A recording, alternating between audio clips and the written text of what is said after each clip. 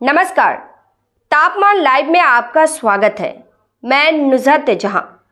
जदयू के राष्ट्रीय अध्यक्ष मुख्यमंत्री नीतीश कुमार ने कहने के लिए अपने मानस पुत्र अशोक चौधरी को पार्टी के राष्ट्रीय महासचिव की जिम्मेदारी दे दल की राजनीति में उनका कद बढ़ा दिया है। अशोक चौधरी के छायावादी ट्वीट "बढ़ी उम्र में इन्हें छोड़ देना चाहिए" को लेकर पार्टी के अंदर उठे सियासी तूफान के बीच नीतीश कुमार से उनकी मुलाकात के बाद उन पर गाज गिरने के कयास लगाए जा रहे थे। इस ट्वीट की व्याख्या नीतीश कुमार की बड़ी उम्र से जोड़कर की जाने लगी थी। कार्रवाई की आशंका इसी को लेकर जताई जा रही थी, लेकिन इसके उलट अशोक चौधरी को जदयू के राष्ट्रीय महासचिव के पद पर बैठा दिया गया। सामान्य समझ में राष्ट्रीय महासचिव के पद को काफी महत्वपूर्ण माना जाता है। इस पद के मिलने को पार्टी में कद बढ़ने के रूप में देखा और समझा जाता है, परंतु अशोक चौधरी के मामले में ऐसा ही है। यह दावे के साथ नहीं कहा जा सकता उन्हें यह पद क्यों दिया गया है। पद मिलने के बाद की उनकी भावभंगिमा और वहां से आभार से बखूबी समझा जा सकता है। बेचारे न ढंग से आभार जता पा रहे थे और न कोस पा रहे थे।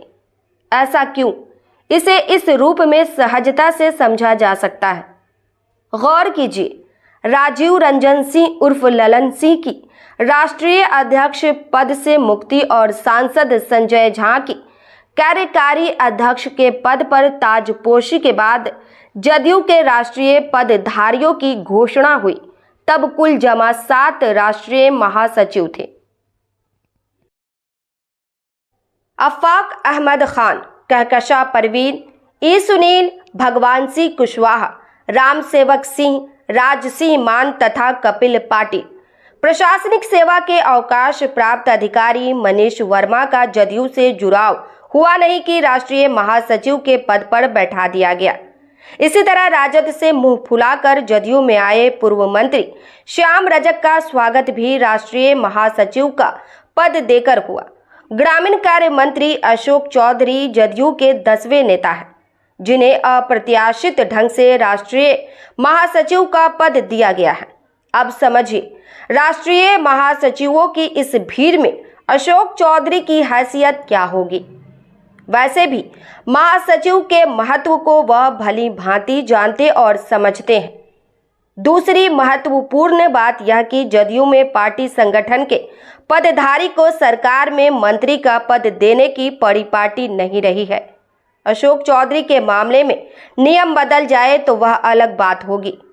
वैसे विश्लेषकों की समझ है कि मंत्रिमंडल से बाहर करने के मकसद से ही उन्हें राष्ट्रीय महासचिव का पद दिया गया है। नीतीश कुमार की राजनीतिक इलाज की जो शैली है, उसमें मंत्रिमंडल के आसन विस्तार में उनका पत्ता साफ हो जाए तो वह हैरान करने वाली कोई बात नहीं होगी। इस प्रस्तुति में बस इतना ही।